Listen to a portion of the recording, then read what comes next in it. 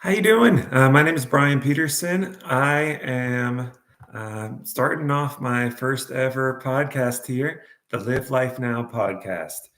My plan is over the upcoming episodes to basically explain a lot of things that I have personally accomplished, different experiences that I've had take place, and just share any insights that I feel might be helpful to anybody watching.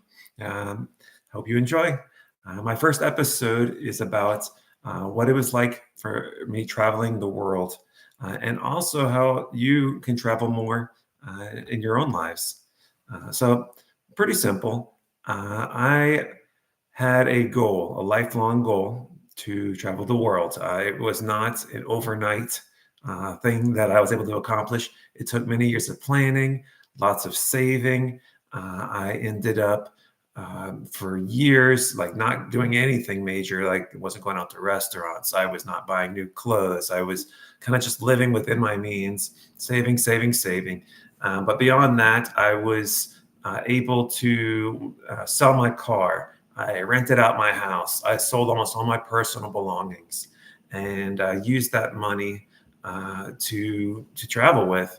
When you are traveling, if you've done it correctly, you don't have bills anymore. You have to pay your electric, your gas, your trash, all the bills that come along with just living in one space. Also, because I was able to get rid of so much stuff, I was able to not have storage. I really had to downsize a lot. Whatever other people wouldn't keep for me had to go. It was not an easy experience, but it took getting used to, and with enough desire and passion and interest to do it, I was able to make it happen. I traveled for 2.5 years around the entire world. It started off with a plan to travel for 1 year, and I just kept going with it. And I actually brought my family with me. I ended up writing a book about it, which you can find on blurb.com. It's called Family Traveling the World, a lesson in life and travel. And it's been available for the last couple of years, and it's still online and available for purchase. I made it so that it's as cheap as it possibly can be, and I don't make any profit on it. It's just out there for anybody to enjoy. I tell a lot of my travel stories. I go into a lot of the difficulties I came across, everything from, everybody was constantly telling me, oh, it must be nice. You must have a money tree. I got a lot of things. People that were very happy for me most of the time, but there was a bit of jealousy at times from some people, or at least a tinge of, oh, I was entitled in some way and able to do it because of that. But really, it was like 5 years of thinking ahead, figuring out, number one, like, where am I going to go? How am I going to get there? How much are things going to cost? I started working out days when things were better priced. I tried to travel at times in different regions that it made more sense because of prices of anything from like hotels or Airbnbs to flights, you name it. I broke it up in sections. I started off traveling for 3 months in the US, and then I went for about 3 months in Europe, spent about nearly 3 months in Asia, I believe, went to Africa for a bit, went to Oceania, even did a cruise to Antarctica. I covered all 7 continents, and of course South America too. I went down there for quite a while. In South America, I spent a lot of time in many countries. I actually traveled at this point in my life. I've been to 63 countries officially. I'm about to travel to some more soon if everything goes as planned. I've been to all 50 states. I've been to a bunch of U.S. territories outside the 50 states. And as I mentioned, all 7 continents. I spent a lot of time doing everything from volunteering, teaching English in Colombia. I volunteered as part of a reforestation project in Ecuador in the Amazon rainforest. I ended up doing all types of bucket list ideas, everything from basically, I mean, you name it. But just to kind of cover how I did it a little bit. Number one, I had a good job. Obviously, it wasn't easy. I was on a job that I had commission. It was a commission-based job, and at the time I was married, and I was able basically with my now ex to combine all of our money into one. We basically lived off of one income. That was a huge help for a bunch of years because we were able to save basically an entire salary.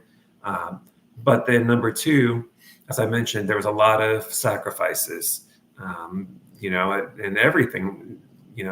I also did, it's literally selling everything from like the kitchen table, the couch. I mean, it's weird as your house gets cleared out little by little like that. Selling my car like that. I mean, just I didn't have a car. We had one car at that point. Um, anyways, so it took a lot of planning. There was a lot of day-to-day stuff, and also like, what are you going to do? What's the priority? What do you do if you have time? But then I also brought my young children with me, and they weren't even in school yet when we first started the travels. So it became tough because we needed to have places where we could eat, where we can get healthy food. We needed places where there'd be bathrooms readily available. At the time, they were still drinking from baby bottles. So it ended up becoming difficult sometimes as we went to different countries. Where were those things at? Sometimes I couldn't always speak the language. I would try to pick up, a couple of phrases and words in most of the places we were at. And then just figuring out, how are we getting around? Are we taking buses, subways, trains? Are we renting a vehicle? There's a lot of research involved. And thankfully, I was doing the research while I was still working, and I took a few months getting into it. And then as you get going, you get better with time. You learn how to find the deals easier. You take advantage of discounts. You build up credits on hotels and things. You get coupons and different things that come along with being a frequent, member of their different programs. So that helped a lot. I learned that a great time to travel, at least to start traveling, was before the summer occurred, of course, but also there's kind of like a sweet spot in between. I felt like April was typically an awesome time to really get going because it was right before things picked up. Also, for things, I did things like cruises. And cruises, I felt like a great time for cruises was October. That was usually when you could get the better deals. I traveled by car mainly throughout the U.S. In Europe, also traveled, rented a van. My ex's family came with us for good stretches. It was a lengthy process. And if you look at my book on Blurb, and you can get a free preview on there and you can kind of see what it's about, the entire 2.5 year itinerary is there. It breaks down city by city where I went, what I did, and some basics like that. So number one, you got to figure out what your priorities are. What is important to you? Is it, really covering one place well, really getting immersed in the culture? Do you just want to go to the highlights? Do you care just about, hey, I wanted to see these wonders of the world or these museums or whatever it is? So that's a big thing. I realized for me, I wanted to see a lot of museums. I cared a lot about sports and music history. So I went to a lot of sites that had those type of things available to me. I ended up seeing art, some of the most famous art in the entire world, saw most of it in person because it was a priority.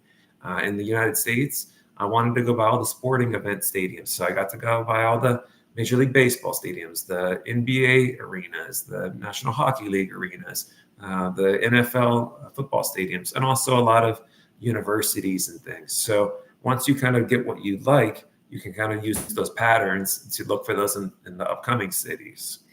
Sometimes it was tough. You'd be tired, like I mentioned, you'd be sick sometimes.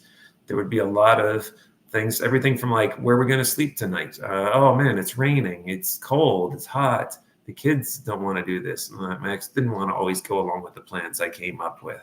There was compromises that had to be made even within our own group. The traveling became a job in itself at times. And there was times where it felt like, man, maybe we need a break from this. And ultimately I can look back and say, I probably pushed too hard many times, but I knew that to cover as much ground as I had in mind, it was going to take a lot of moving around. And I wanted to visit every state in the US. I wanted to cover all the major cities. I wanted to be in certain places at certain times. I made it a goal to go around and play shows as I'm a musician in some of the cities that we were at in the US. I had to coordinate around that. Cruises were a big help because they give us kind of a break from the moving around. The cruise ship did it for us. So we looked for deals all the time. So these sites like vacations.go.com for the hotels and things. It was often Priceline.com and hotels.com sometimes. Flights were often things like Skyscanner, Google Flights, also, any other things that came up. If any interesting deals popped up, obviously I was always on the lookout for saving money. I tried to keep it like a budget per day on average of how much money I was using. Now it'd be a little tougher as inflation's a little higher. I did my main travel from April 2015 until November 2017. But my goal in the US was typically to travel for, as a family of four, for $100 a day or less if I could.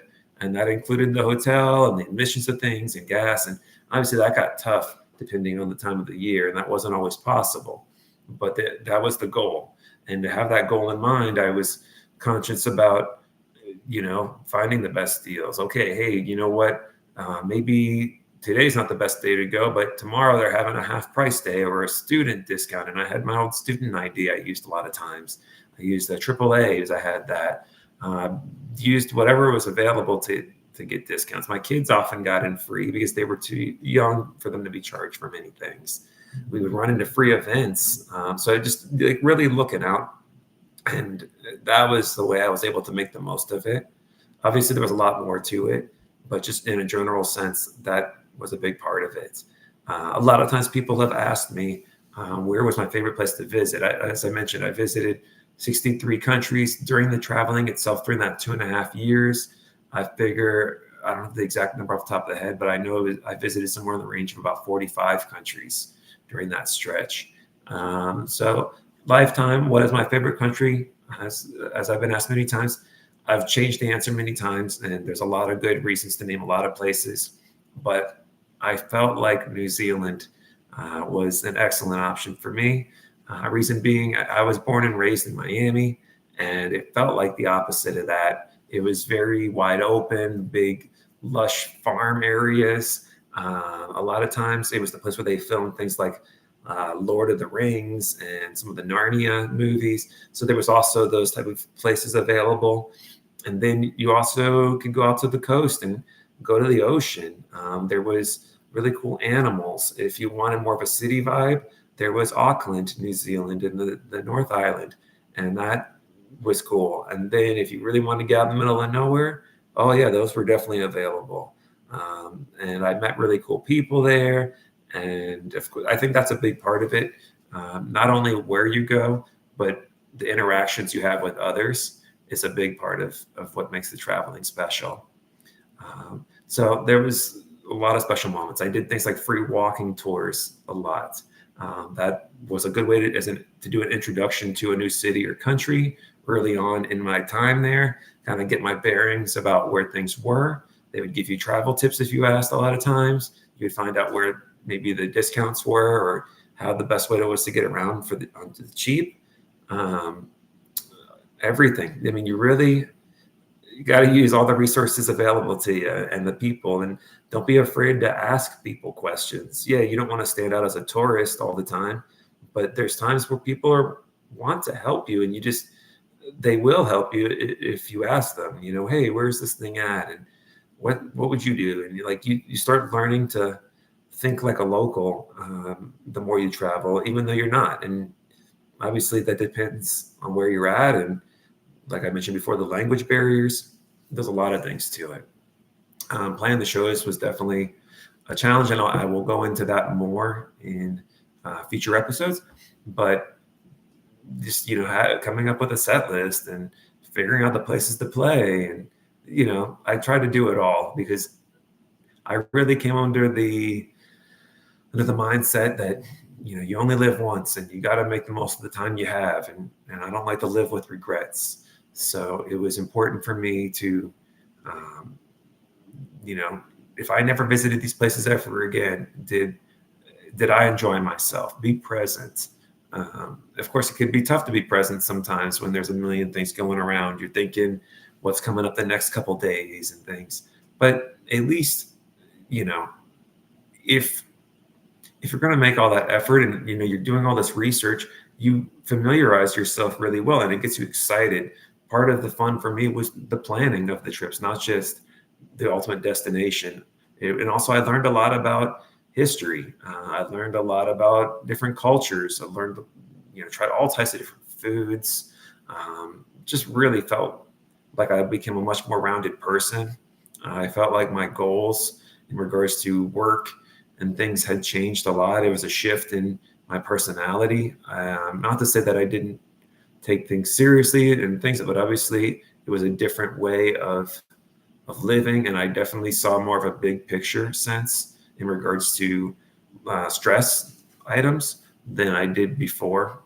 I learned to let a lot of little things go that would have bothered me before. Of course, I'm still me, and that always isn't possible. But these were things that I now had available to me, and I think about it in a different way. And what I learned is that people are, even though there's different cultures and religions and languages and you name it, people are people. Like, people may be different, but we're also much more alike than you would ever realize.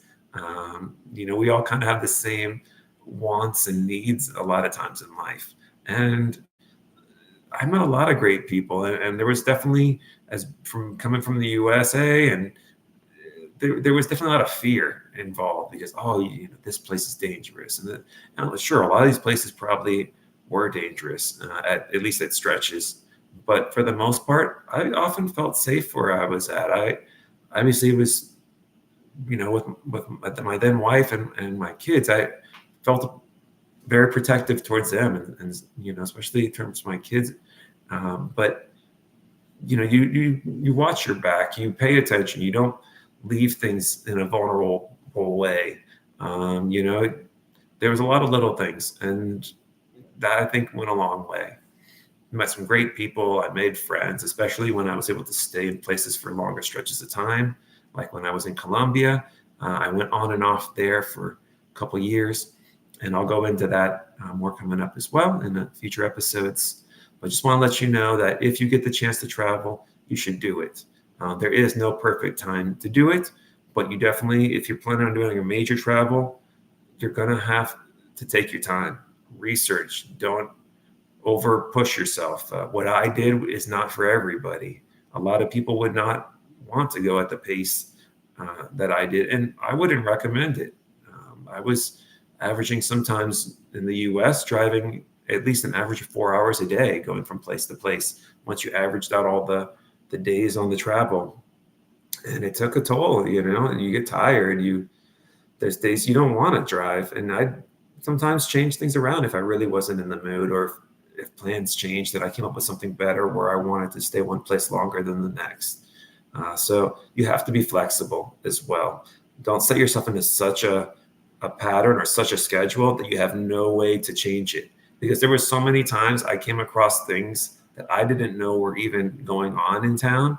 And I'd be like, oh, wow, there's this amazing event here. Had no idea. And the way I found out was just being there in the moment and seeing it happen. Cool. I gave myself that flexibility to go and see those things and enjoy them too. So plan, save, work on your side hustles if you can find ways to make your money work for you. Like by me renting out my house, I was able to basically pay off the mortgage. I was breaking even. And like I mentioned, I didn't have bills like I did when I was living in one place. I was able to travel for more or less the cost that it would have cost me to be living in one place. Sure, I wasn't able to work really during that time. As I mentioned, that the travel became my job. So I was losing money, but I set aside a certain amount of money that I was willing to spend. And I did my best to set goals of daily limits of money. Sure, did I have days where I went way above those goals? Absolutely.